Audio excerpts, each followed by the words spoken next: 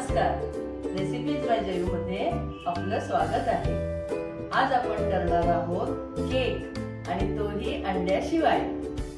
तर यासाठी आपल्याला लागेल 4 वाट्या मैदा, 2 वाट्या मिल्क पावडर, 2 वाट्या दूध, 2 वाट्या साखर, 2 वाट्या लोणी। हे घरचंच लोणी आहे, तुम्ही याऐवजी अमूल बटर सुद्धा वापरू शकता।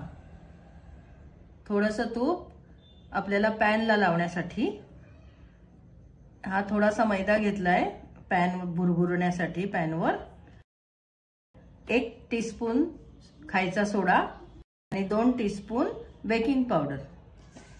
ही या चमच्यानी, हा जो नेहमी नॉर्मल टीस्पून मिळतो त्यानी अशी सपाट चमचा घेतली अशी। तसंच सोडा पण घेतलाय।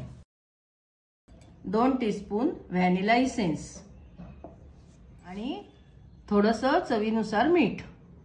अंदाजे पाव ते अर्धा टीस्पून मीठ आहे हे।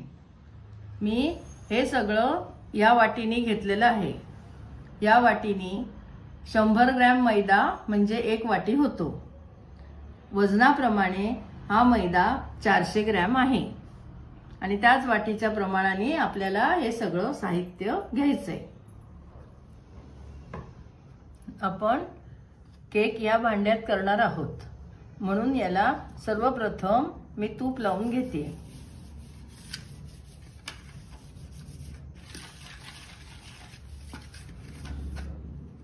आपलं सगळीकडे तूप लावून झालेलं आहे। आता यावर आपण मैदा भुरभुरून घेऊया।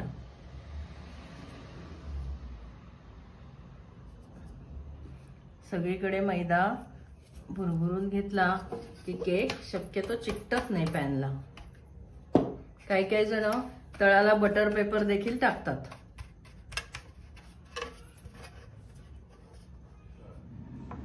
या पद्धतीने आपण सगळीकडे मैदा लावून घेतलाय। हा थोडासा मैदा जो उरलाय तो आपण जो केक करणार आहोत त्या मैद्यात मिसळला तरी चालेल, असं झटकून घ्यायचं आहे आपल्याला।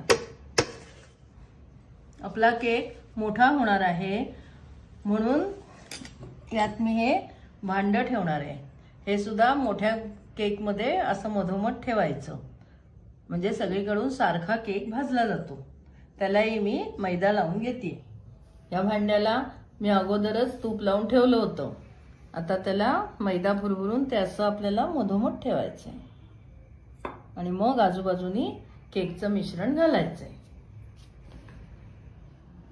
आता आपण मैदा चाळून घेऊया, म्हणजे मैदा, बेकिंग पावडर आणि सोडा एकत्र आपल्याला 3 ते 4 वेळा चाळायचंय। असे केल्यामुळे मैदा हलका होतो आणि बेकिंग पावडर आणि सोडा सगळीकडे नीट लागतो। हा मैदा मी मुळातच चाळून व्यवस्थित निवडून घेतलेला आहे। आता यात मी ही बेकिंग पावडर घालते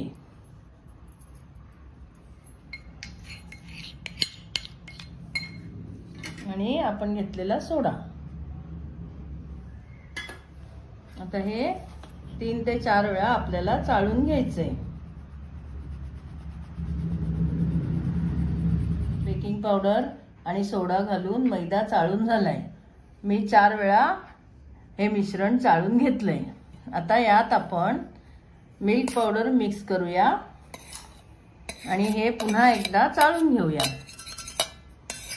म्हणजे मिल्क पावडर आपली छान व्यवस्थित त्याच्यात मिक्स होईल।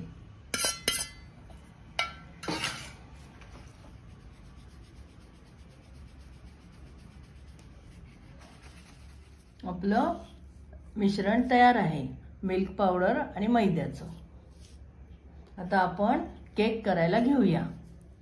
सर्वप्रथम आपण जी साखर घेतली आहे ती आधी आपण मिक्सर मध्ये घालूया आणि थोडीशी बारीक करून घेऊया। आता आपली पिठी साखर करून झाली आहे। आता मी यात लोणी घालते।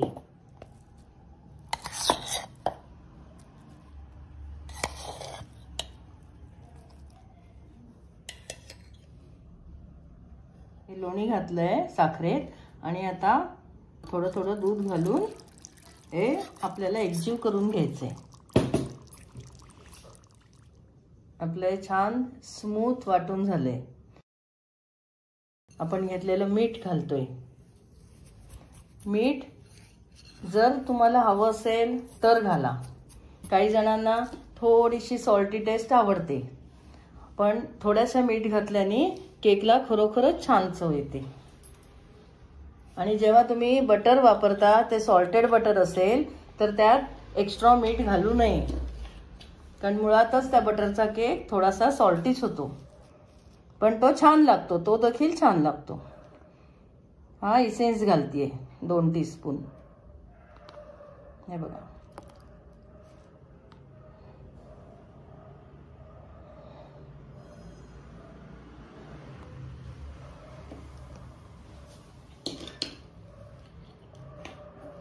आता हे परत एकदा एकजीव करून घ्यायचं आणि मग आपण परातीत काढूया. आता हे आपण जे एकजीव करून घेतलंय मिश्रण हे आपण परातीत घेऊया.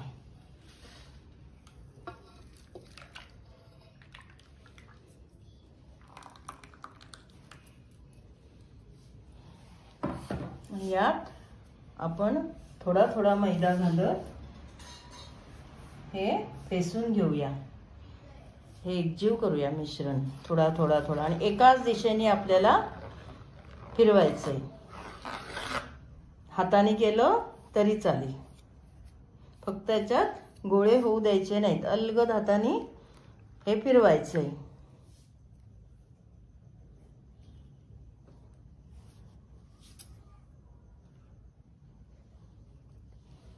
असं थोडं थोडं थोडं करत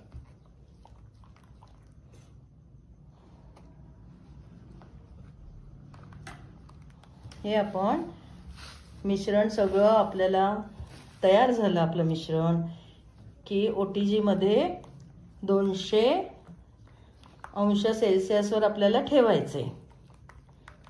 त्याआधी आपण ठेवण्याच्या आधी 5 मिनिटं ओव्हन प्रीहीट करून घ्यायचं आहे.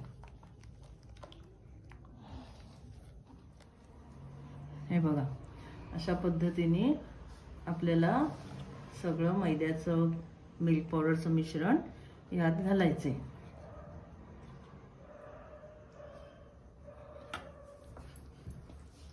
तुमच्याकडे लाकडी चमचा असेल किंवा कोणताही चमचा आपला स्टीलचा सुद्धा चालेल, त्याने फेटलं तरी चालेल.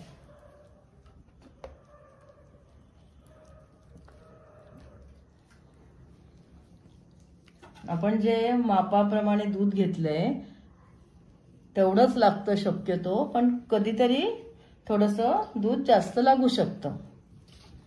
आणि यातच तुम्ही टुटी फ्रुटी देखील घालू शकता किंवा तुमच्या आवडीचा एखादा रंग.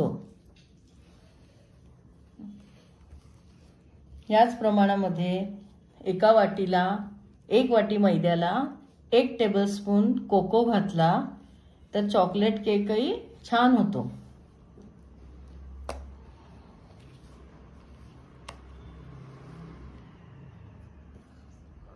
आपलं मिश्रण तयार आहे. आता आपण हे या भांड्यात घालूया. आपलं मिश्रण हे अशा पद्धतीचं व्हायला हवं. हे असं घडीसारखं पडलं पाहिजे. हे बघा. आणि सगळीकडून व्यवस्थित हा आपण ट्रे आपटून घ्यायचा, म्हणजे यात बुडबुडे येत नाहीत.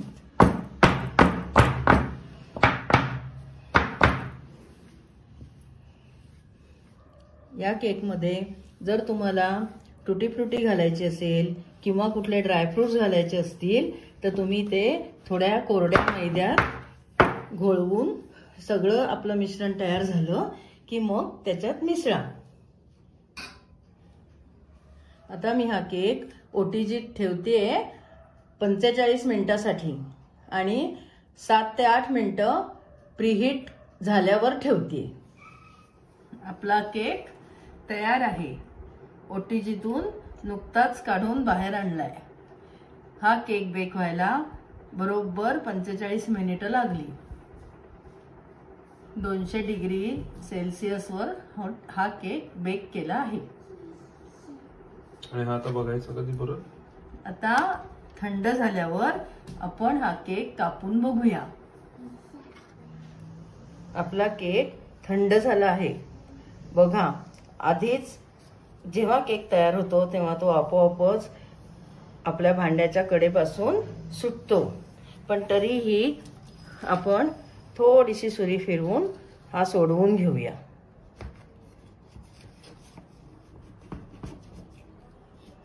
आता मी हा केक काढून घेते।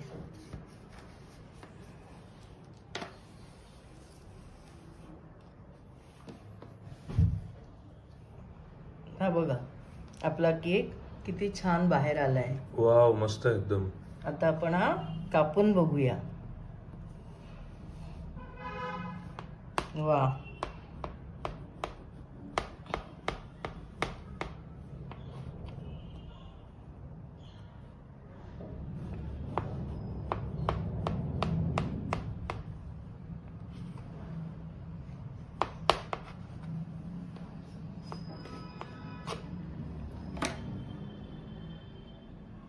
हा बघा।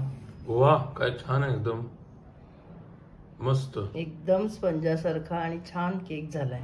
अजून एक मधून कापून दाखवते। हे बघ केक आपला किती छान मधून दिसतोय पण मी एकदम। मोठा स्लाइस कापून दाखवलाय। हा बघ किती छान झालाय। केक कापून झालाय, अतिशय सुंदर झालाय केक, हलका, एक खूप छान जाळी पडली आहे केकला। आपला केक कापून तयार आहे।